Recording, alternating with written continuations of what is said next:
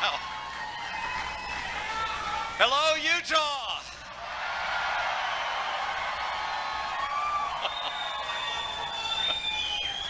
Thank you so much. I'm Mike Pence. I'm from the great state of Indiana. And it was just a little more than 3 months ago with my wife Karen at my side that I accepted my party's nomination to run and serve as the next Vice President of the United States of America. And I couldn't be more honored. Couldn't be more honored and more humbled to be with all of you today. Thank you to Speaker Greg Hughes. Thank you for that great introduction.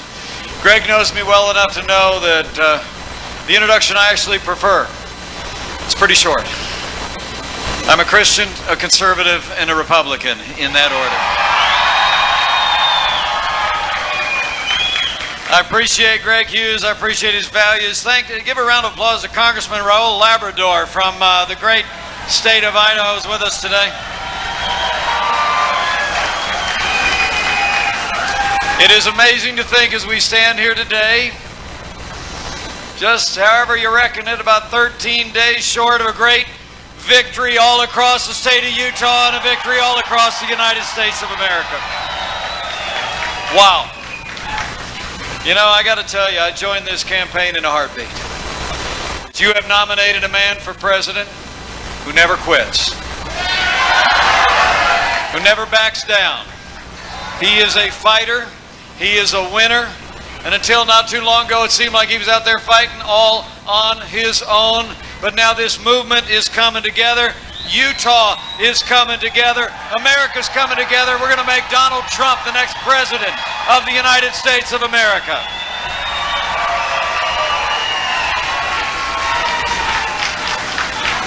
You know, I got to tell you, having gotten to know this man, having gotten to know his family, I just think Donald Trump just embodies the spirit of America. Strong, freedom-loving, independent, courageous, optimistic, and willing to fight every single day for what he believes in and for the ideals of the American people. It's true. You sure saw that fight in him about a week ago when he beat Hillary Clinton in that debate hands down. You know, I know something about being up on that debate stage. We had a little debate of our own, in Farmville, Virginia, in the vice presidential race. And I want to apologize for being a few minutes late. I actually, as soon as I was getting off the plane, headed this way, Tim Kaine called and interrupted me 5 times.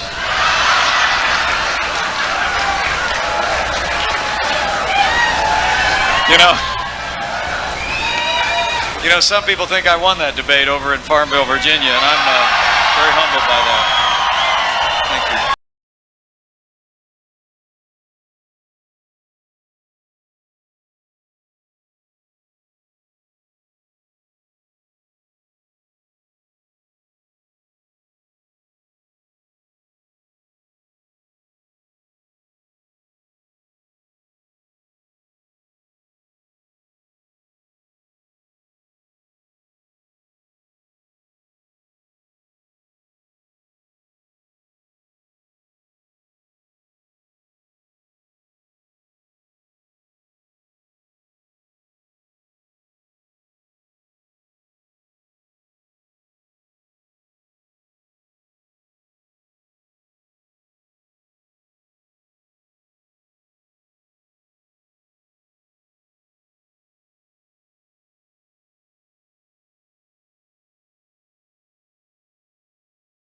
You know, and it's... You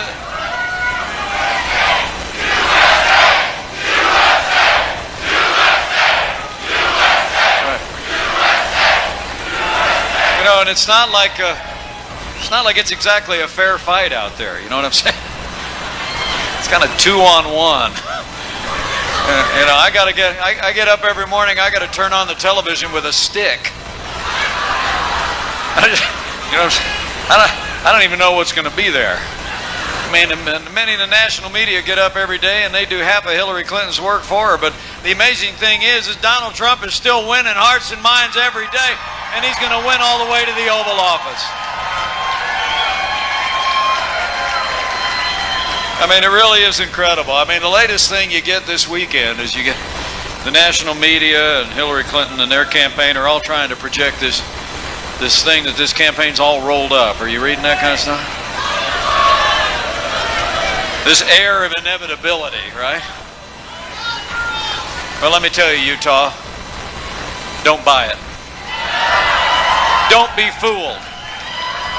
This race is on. We are all knotted up here in Utah. It's all knotted up in America. We're going to drive all the way to the finish.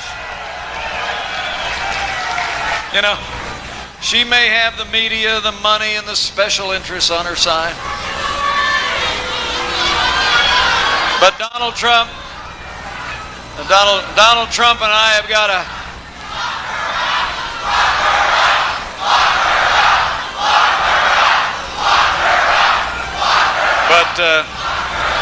she may have the media, the money, and the special interests on her side. But I'm telling you what, from where I stand, we got a basket of Americans that are saying enough is enough.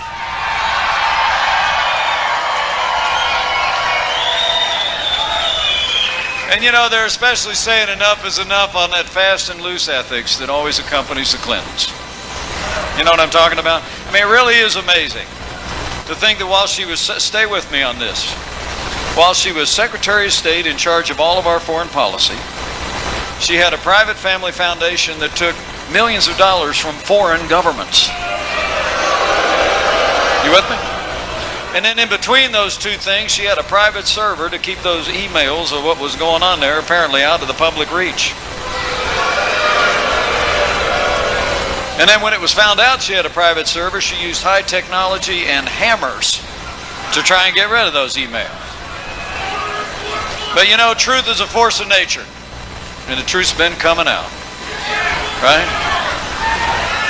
We just found out about a week ago the FBI actually confirmed that the State Department under Hillary Clinton offered the FBI a quid pro quo if they'd let them change the classification status on some of those emails that they found on her server. Classified documents. We found out what they think of people of faith in this country. We saw emails. Her own campaign manager said that she thought that some people were Catholics in this country because it was more socially acceptable, most socially acceptable than being an evangelical. Now, all the while responding to an email that was critical of people for their Catholic faith. And then lastly, after all these promises, how they never made any decision at the State Department based on this pay-to-play stuff, we found out that while Hillary Clinton was Secretary of State, after the terrible earthquake in Haiti, did you see this one? That contracts for rebuilding Haiti were supposed to be, her aide said they should be flagged for friends of the Clintons who wanted to get the government work and everybody else could just go to the website. You know, the American people are sick and tired of condescending attitudes coming out of Washington, D.C. about what we believe and who we are, and we're sick and tired of pay-to-play politics, and that's what's going to come to an end the day that Donald Trump becomes President of the United States. Because, you know, Donald Trump's got a plan. He's got a plan to restore honesty, accountability, and change to Washington, D.C. First 100 days, we're going to pass the kind of ethics reforms that once and for all will drain the swamp in Washington, D.C., and we'll have government as good as our people.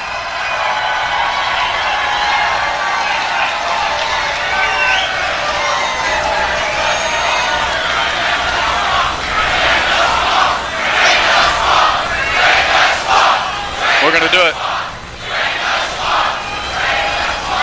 You know, in the last week, Donald Trump announced our plan, a contract with the American voter. The man who wrote The Art of the Deal has got a deal for the American people. And the contrast between what Donald Trump and I are offering the country and Hillary Clinton's failed record has got to be talked about here in Utah and all over the country. It's about security, it's about prosperity, and it's about the highest court in the land. I mean, men and women, I just have to tell you, on the security front, we've got to go out and talk about Hillary Clinton's record. Okay? The truth of the matter is, there's only two people on the ballots that you're going to cast here in Utah that have any chance of being president of the United States. And we got to talk about it. We got to talk about her record. So here it is. Despite traveling millions of miles as our Secretary of State, there's no doubt the world is more dangerous today than the day that Hillary Clinton and Barack Obama took over our foreign policy. 7.5 years of Barack Obama and Hillary Clinton's brand of foreign policy has weakened America's place in the world. Our allies are less secure, our enemies are more emboldened. You know, history teaches that weakness arouses evil. And I would submit to you that the weak and feckless foreign policy of Hillary Clinton, the architect of the Obama foreign policy, Hillary Clinton, of leading from behind, moving red lines, feigning resets with Russia, and paying ransom to terrorist-sponsoring states is emblematic of a weak and feckless approach to the world. You know, let me make you a promise. When Donald Trump becomes president of the United States, we won't be paying ransom to terrorist-sponsoring states. They'll be paying a price if they threaten or detain American citizens. But it was Hillary Clinton who initiated that disastrous agreement with the radical mullahs in Iran. I got to tell you, Congressman Labrador is here. My friend Congressman Jeb Hensarling, one of the great conservatives in America from Texas, is with us here today. Give him a round of applause. He's an awesome guy. I remember back in the day when we were passing those brutalizing sanctions on Iran. You guys remember. The whole idea was we weren't going to take those sanctions off the leading state sponsor of terror until they permanently abandoned their nuclear ambitions. And all this administration got. Iran got $150 billion and a big pallet of cash. All we got was a delay in their nuclear ambitions. Think about that. The leading state sponsor of terrorism is now on track to obtain the most dangerous weapons in the world. You know, and it was Hillary Clinton as Secretary of State who failed to renegotiate an agreement with Iraq that would have allowed us to have forces remain in that country to secure the hard-fought gains of the American soldier. You know, I remember those days from afar. I traveled downrange to visit our soldiers every year for 10 years in Operation Iraqi Freedom and Operation Enduring Freedom. I saw the sacrifices of our servicemen and women. I saw the sacrifices of their families. Karen and I stood by the gravesides quietly and wept with the fallen and their families.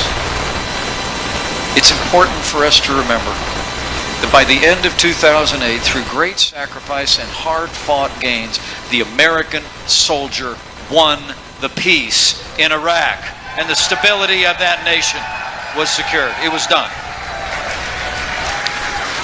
When Barack Obama and Hillary Clinton took over things, Iraq was secure. It truly was. Before I go one step further, I'm going to bet that there's more than a few men and women that have worn the uniform here today, especially in those recent conflicts.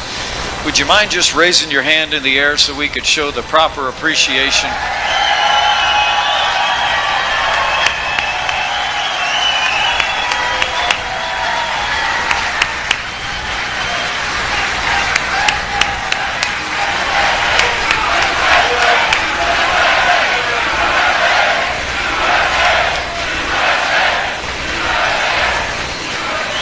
Thank you for your service, from the bottom of my heart. But it was Hillary Clinton who failed to renegotiate an agreement with the sovereign country of Iraq, took all of our forces out, created a vacuum in which the monstrous terrorist organization ISIS was able to rise up out of the desert and literally overrun vast areas that have been won through extraordinary sacrifice by the American soldier. And as we stand here today, there's more than 5,000 American Special Forces in harm's way outside Mosul, having to win back what the American soldier had already won before Hillary Clinton and Barack Obama squandered it. And lastly, it was Hillary Clinton and her State Department who left Americans in harm's way in Benghazi. And after four Americans fell, she actually told their parents at Dover Air Force Base when their sacred remains came home that it was because of a filmmaker, even though she knew and wrote to her own daughter the night of the attack that it was a terrorist-style Al-Qaeda attack. When she was confronted before the United States Senate, she spoke words that we'll never forget of those 4 fallen Americans and the reasons why they fell. She said, quote, "What difference at this point does it make?" Let me tell you something from my heart. As the proud parents of a United States Marine, I want to tell you,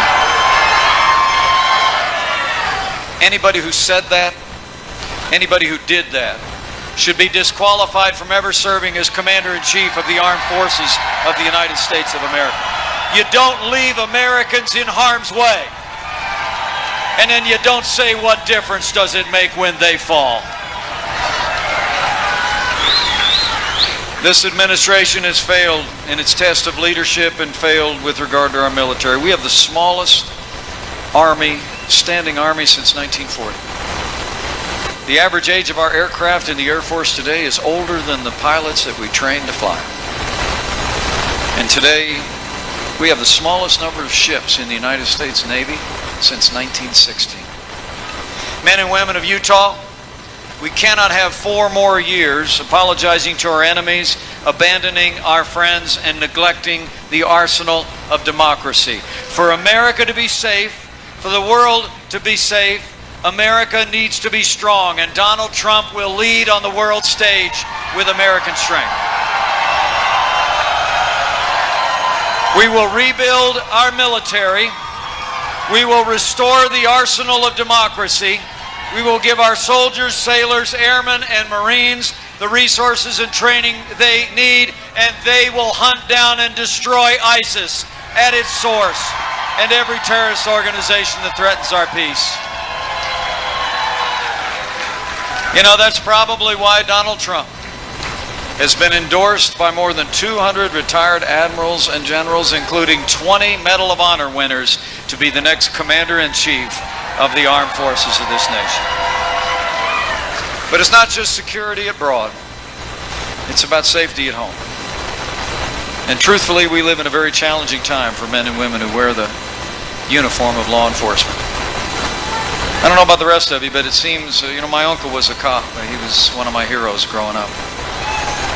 And I just have to tell you, it breaks my heart that it seems like every time there's tragedy that follows a moment where a police officer is performing their duty, instead of all of us calling for the accountability and the transparency that is our right as citizens, there's too many in the media and too many on the political left who are quick to use a broad brush to demean all the men and women in law enforcement as a force for division in our society. Donald Trump and I know that men and women who serve in law enforcement are not a force for division. They are a force for good. They are the best of us. They put their lives on the line every single day for the rest of us, and we should honor and support them. There's a lot of members of law enforcement here today. Would you all mind catching the eye of one of them and just turn around, just show these people how much you really do appreciate the job that they do each and every day.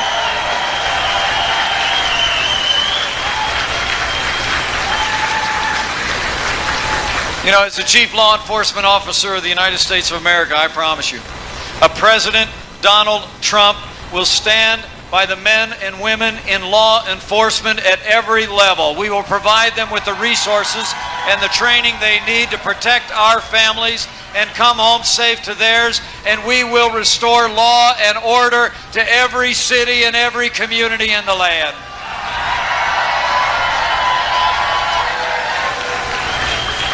That's probably why more than 330,000 members of the Fraternal Order of Police endorsed Donald Trump to be the next President of the United States. So it's about security abroad, it's about safety at home, but their record here and our plans here couldn't be more different when it comes to the prosperity of this nation. We're in the midst of the weakest economic recovery since the Great Depression.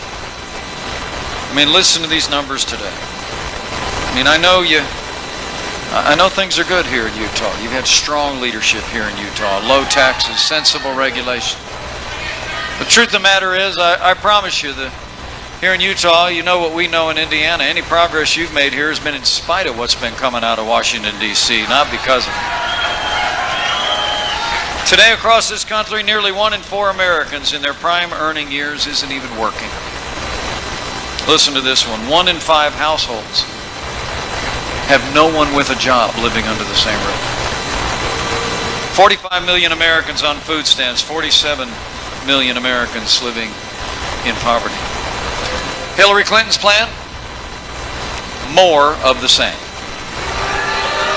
More of the same failed ideas. More taxes, more regulation, more Obamacare, more of the war on American energy that's stifling American jobs and growth. You know, they tell us this economy is the best we can do. Just be patient. Things are getting better all the time, right? Well, I think you in Utah know it's nowhere near the best that we can do. It's just the best they can do. And when Donald Trump becomes president of the United States of America, we're going to put common sense, conservative principles into practice, and we're going to get all of America working again.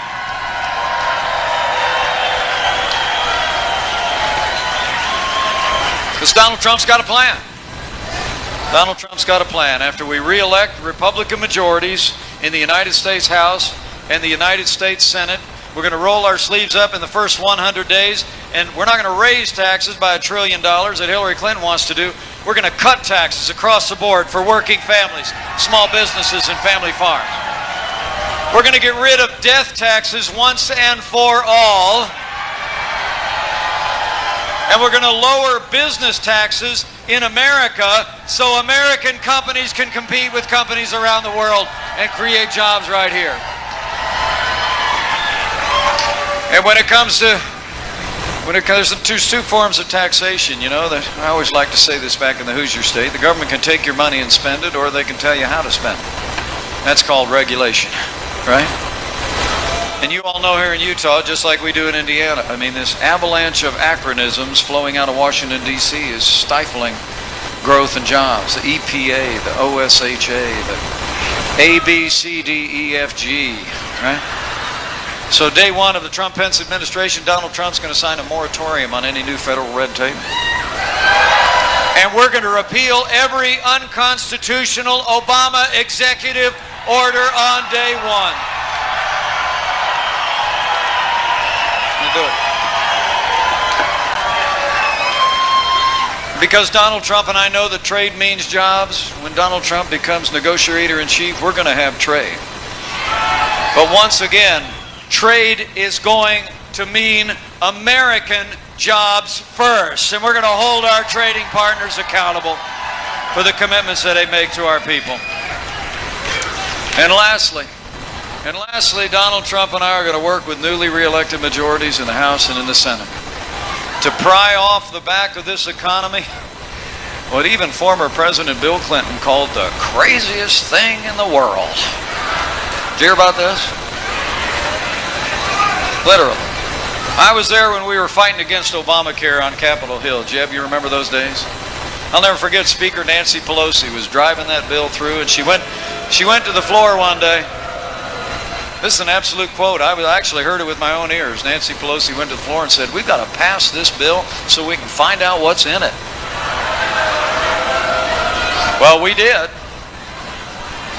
We did. Just this last Monday, the Obama administration themselves announced that the average premiums for Obamacare's basic plans is going to go up 25% next year alone. Do you remember him telling you if you like your doctor, you can keep it? Not true. Do you remember them telling you if you like your health insurance, you can keep it? Not true. Do you remember them telling you that health insurance would be more affordable in America with the Affordable Care Act? Not true. I mean, the truth of the matter is when you got Bill Clinton out there calling it now the craziest thing in the world. I mean, I guess that's evidence that even with the Clintons, occasionally truth happens. But don't be deceived. Don't be deceived by Bill Clinton's new skepticism. Earlier this year, Hillary Clinton said, and I quote, "Before they called it Obamacare, they called it Hillary Care." Make no mistake about it, Hillary Clinton went up to Canada and gave a speech. We finally got a copy of it. She told them up in Canada that she hoped for a Canadian-style healthcare system. Well, in Canada they have socialized medicine. And Hillary Clinton, one of the fixes she's talking about for Obamacare is a single-payer option. My favorite, though, is that last week, you hear about President Obama went down to Florida to talk about Obamacare? He did. It was the 3rd anniversary of the rollout of Obamacare, and he went down to brag about it. He actually compared Obamacare to the Samsung Galaxy 7 phones that spontaneously burst into flames. It's true. He did. Here's his quote. Here's what the president said. Or at least this is what a former speechwriter wrote for him, I think. Said, quote, "When one of these companies comes out with a new smartphone and it has a few bugs, what do? They fix it.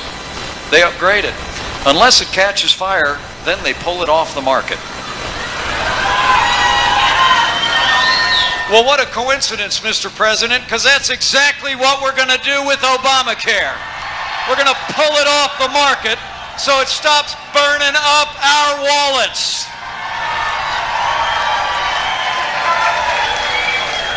We're going to repeal Obamacare lock, stock, and barrel, and we're going to replace it not with the socialized medicine that Hillary Clinton wants to slide in as the so-called fix, but here's a crazy idea. Let's use the power of the free marketplace. Let's give people more consumer choice, allow the free market economy to create health insurance products for the American people. That's the American way, and that's what the Trump-Pence administration is going to do. So it's about security at home and abroad. It's about prosperity, and the choices couldn't be more dramatic. But it's also, men and women here in Utah, it's also about some profound issues and values in this country, emanating around life and liberty and the Supreme Court of the United States of America. It's literally on the ballot. I mean, did you see that right out of the gate? I got to tell you, with the passing of the late and great Justice Antonin Scalia, the balance of our Supreme Court is literally on the ballot this year. I mean, elect Hillary Clinton as president, you better get used to more unelected judges using unaccountable power to take unconstitutional actions. Did you hear her answer a week ago? I actually brought a copy of it. Hillary Clinton was asked about her philosophy about the Supreme Court. She said, quote, "The Supreme Court should represent all of us. That's how I see the court. And the kind of people I'd be looking for would be standing up for the power, standing up on behalf, etc., etc." Well, you know, I served in the representative branch of government. I was a congressman for 12 years. The Congress represents the people of the districts and the states. The president arguably represents all the American people. Hillary, the Supreme Court is appointed to uphold the Constitution of the United States, settle disputes, and uphold our laws. It's not the representative branch of government. But that's the approach of the left. It's that, literally, is that legislating from the bench, men and women. I mean, the truth is what you heard in that debate last week is there's no restriction on abortion Hillary Clinton would ever support. There's no restriction on the Second Amendment Hillary Clinton would ever oppose. So let me just say to you here in Utah, right out of the gate, for the sake of the rule of law, for the sake of the sanctity of life, for the sake of our Second Amendment to the Constitution of the United States, for the sake of all of our God-given liberties enshrined in the Bill of Rights, we must ensure here and now in the great state of Utah that the next president making appointments to the Supreme Court of the United States will be President Donald Trump. It's just that important.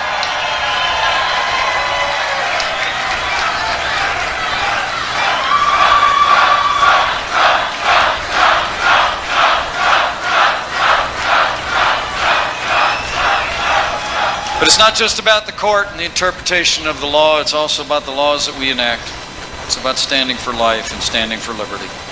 Let me promise you, when Donald Trump becomes President of the United States, we're going to sign the Pain-Capable Unborn Child Protection Act and end all late-term abortions once and for all. We're going to stand for life. When Donald Trump becomes president, we're going to assure that no taxpayer dollars are used to fund abortion. We're going to make the Hyde Amendment permanent law. And when Donald Trump becomes president, the largest abortion provider in America will no longer be the largest recipient of federal funding under Title X. We're going to defund Planned Parenthood and redirect those dollars to women's health programs that don't also provide abortion. We're going to stand for life in the Trump-Pence administration. And we're going to stand for liberty, particularly when it comes to the religious liberty of our people. You know, there's a great story about Donald Trump. It's a story about a year ago. He was meeting with some pastors from all around the country, and several of them had expressed enthusiasm for him. And Donald Trump, as he always is, he's a businessman, so he knows how to ask for the order, right? So they said, we're kind of for you. He said, well, can you go tell people about that? And every one of them kind of looked at the ground and said, well, no, we can't. And he said, why? It's an interesting moment. You know, I always say that, you know, politicians always ask what. Leaders ask why.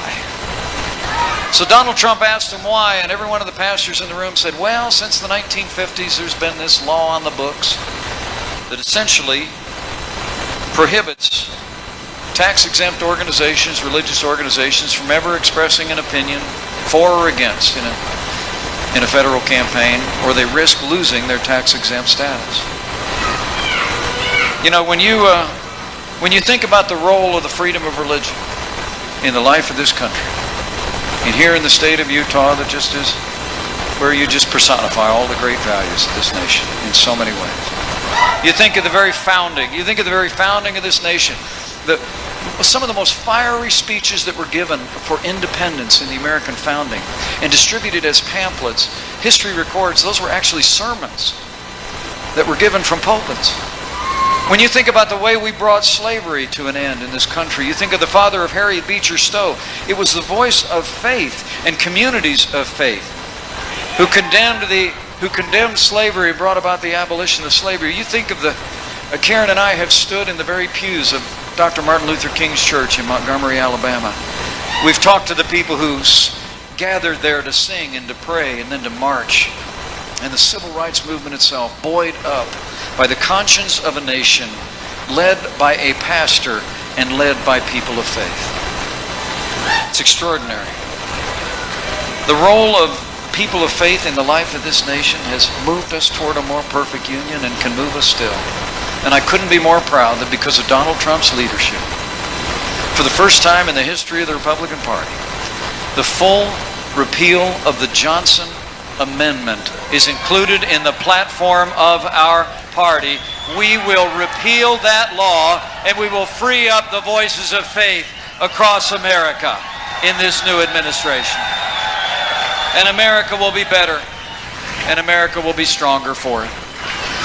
So I gather with you today. I gather with you today at a very challenging time in the life of our nation. You know, I stopped by a CVS the other day, and the woman behind the counter said, "Hey, Governor," I was back home. She said, "Governor, we're all for you." I said, "Thanks." And then she said, "You know, it seems like the only opinions you're allowed to have anymore is somebody else's." You ever get that way? I think the American people are tired of being told. Tired of being told this is as good as it gets. We're tired of being told, frankly, by leaders in both political parties that they'll get to solving these problems someday, but just not today. We're tired of being told, as Ronald Reagan said, that a little intellectual elite in a far distant capital can plan our lives better for us than we can plan them for ourselves. So the American people are ready to be heard. They're ready to give voice to their values and to their vision for this country. And the way you do that, first and foremost, it's my first request of you today, is vote. Vote early. Vote today and bring a friend. Men and women, early voting has started here in Utah. And you've already kind of, you've taken part of the day, so what the heck? In for a penny, in for a pound. Grab a friend. I did a little homework before I came over. Salt Lake County Clerk, 2001 South State Street. Here at Salt Lake City, open Monday through Friday, 8 a.m. to 5 p.m. And if you're up for a good walk, it's 2.2 miles from right here. Go vote. Walk out the door and go cast that vote. And bring a neighbor and a friend, because I got more I want you to do in the next 12 and a half days. Okay? I mean, truthfully, men and women, that's where we're all heard. When the curtain closes and you press the button. The second thing I want you to do is go tell somebody after you get that vote done. Okay? I mean, you got one of those red hats on, don't take it off for another 12 and a half days. And then you can wear it for 4 years.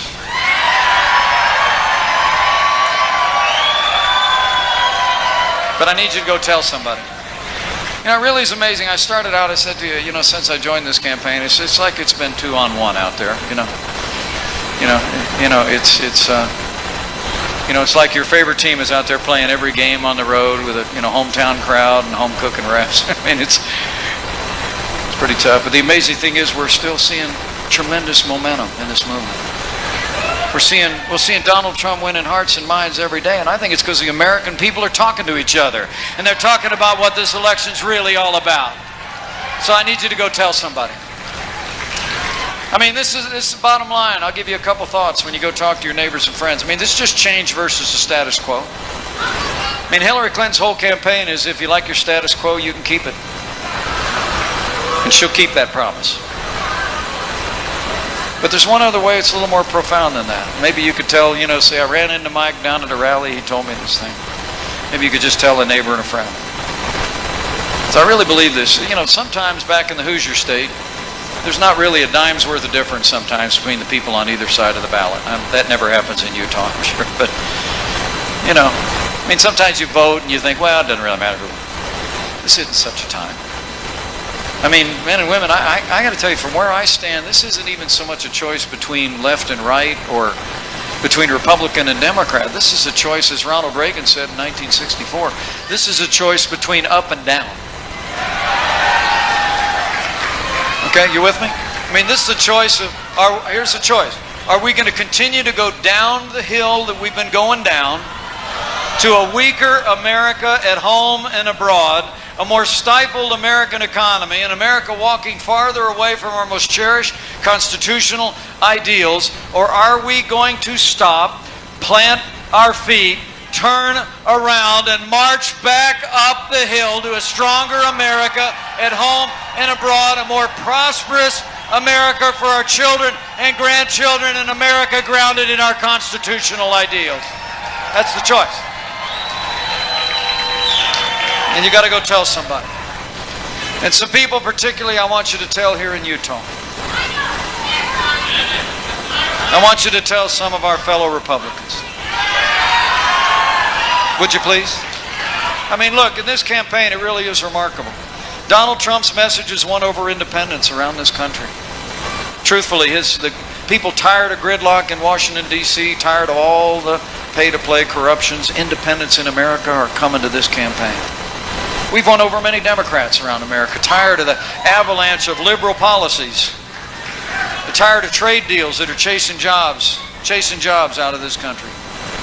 But now it's time to reach out to our fellow Republicans here in Utah and all over the country and say with one voice, it's time to come home.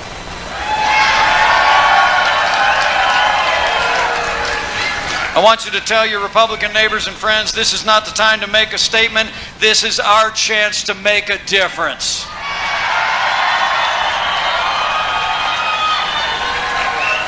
I mean, the truth of the matter is, there's only two names on that ballot that have a chance to be President of the United States of America. And while I'll always respect the right of any man or woman to cast their vote, in the manner that they seem best. I got to say to you from my heart, I truly do believe a vote for any candidate other than Donald Trump is a vote for a weaker America at home and abroad. A vote for any candidate other than Donald Trump is a vote for an America that continues to walk away from our highest ideals of life and liberty and our Constitution.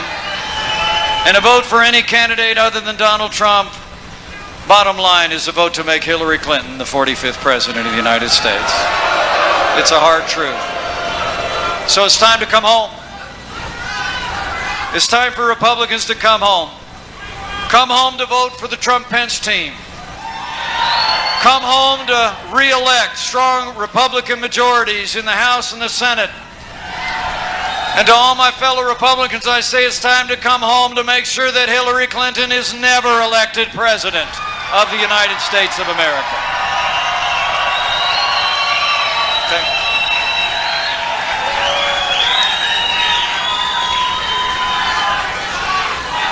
But as you go from here, as you leave here today, if you're taking notes, I want you to vote. Vote early. Bring a friend. Number two, I want you to go tell somebody the next 12 and a half days. Spread the word. Tell them what this election's really all about, and especially reach out to our Republican friends here in Utah. And lastly, I would just say to you, have faith. Have faith. Have faith in the American people. Have faith in the boundless capacity of the American people to set things right. I mean, the truth of the matter is, at different times throughout our nation's history, we face much more challenging days than we face today. But we've got to do what Donald Trump said in that Gettysburg speech. He said, and I quote, we've got to, quote, rise above the noise and clutter of our broken politics and embrace the great faith and optimism that has always been central to the American people. We've got to have faith. Faith in the American people. So go with confidence. And go with the other kind of faith as well. You know, I know many of you in this room do what Karen and I do from time to time. You bow the head, you bend the knee, and be a good time to do it in the next 12 and a half days. And you know what? I'm not so much on this one. I'm here to champion our team, our ticket, our cause. But on this one, I just encourage you, in these divided times in our country, new and unknowable threats on the world stage, economic uncertainty at home. It seems like more division in our country than any time that I can remember. This is a good time for us to just pray for our country. And when you pray, you know, I rather like how Abraham Lincoln put it. He was asked one time if he thought God was on his side, and he said, you know, I'd rather concern myself with whether we're on God's side than whether He's on our side. So pray that. And as you do, I encourage you to pray with confidence, because I truly do believe what's been true for millennia is still true today. If His people, who are called by His name, will humble themselves and pray, He'll do like He's always done in much more challenging times. He'll hear from heaven, and He'll heal our land. One nation, under God.